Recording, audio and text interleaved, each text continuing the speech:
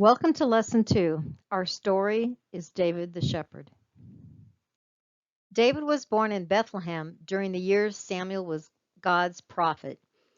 David's own father, Jesse, overlooked him. As the youngest son, David stayed in the countryside to tend to the sheep, the lowliest work. Instead of resenting his lowly shepherd status, David embraced his work. Each sheep was precious, and no bear or lion frightened him. He wielded his shepherd's crook expertly, and his aim with his slingshot was superior. While tending the flock, he created poems and songs glorifying God. In this solitary job, David developed a close relationship with God, whom he loved. While David guarded the sheep, King Saul ruled Israel. God instructed Saul to go to war against the Amalekites and commanded him to leave no one alive and to destroy all the property. Saul attacked and won, but he spared King Agag, along with the best of the sheep, the oxen, the fatlings, the lambs, and all that was good. Samuel confronted Saul. "What then is this bleating of sheep in my ears? What is the lowing of cattle?" Backpedaling, Saul lied, claiming the animals were for sacrifice. Because of this disobedience, God rejected Saul as king.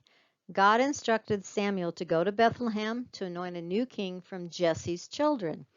Although fearing Saul's retribution, Samuel obeyed. Jesse brought in his many sons so Samuel could view them. Samuel was favorably impressed by the looks of Eliab, the eldest, because of his handsome stature. But this son was not God's choice. None of the 7 were chosen.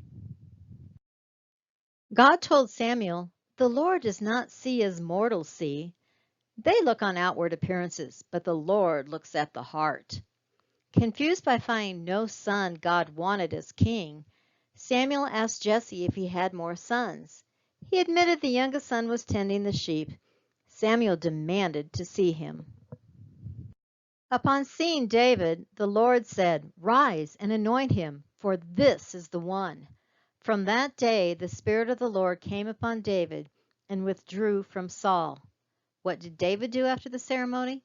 He went home and tended the sheep. He waited to hear from God. So Samuel took the horn of oil and anointed him in the presence of his brothers.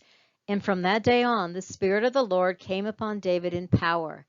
Samuel then went to Ramah. 1 Samuel 16:13.